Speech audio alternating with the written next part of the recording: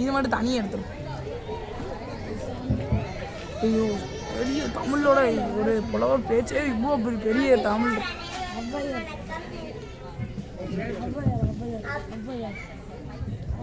அவையோர் அனைவருக்கும் வணக்கம். என் தாய் தமிழுக்கு வணக்கம். நான் தான் மதுரை கணக்காயனார் மகன் நக்கீரனார். நான் பொதுவுடைமை பற்றிய சிறிய தகவலை உங்களுடன் பகிர்ந்து கொள்ள வந்துள்ளேன். அரசனானாலும் ஆண்டியானாலும் உணவும் உடையும் எல்லோருக்கும் ஒன்றுதான்.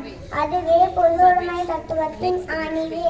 இதை பற்றி புறநானூற்றில் நான் பாடிய பாடல் யாதெனில், தென்கரை உலகம் பொதுமையின்றி வெண்கொடை நிறுத்தி ஒருமையோர்க்கும் நடுநாள் யாமத்தும் பகலும் துஞ்சான் தொடுமா பார்க்கும் கல்லா ஒருவருக்கும் உண்பது நாழி உடுப்பவை இரண்டே பிறவும் எல்லாம் ஊருக்குமே செல்வத்தின் பயனீடல் துய்வே மிளினே தப்புன பலவே. உலகம் முழுவதையும் ஒரு குடையின் கீழ் ஆட்சி செய்யும் ஒரு அரசனுக்கும்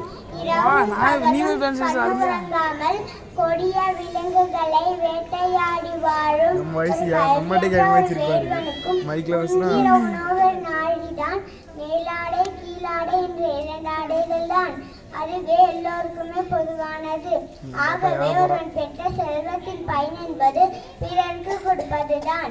தான் மட்டும் அனுபவிக்க வேண்டும் என எண்ணினால் அவன் பல நன்மைகளை இழக்க என்கிறது இப்பாடல்.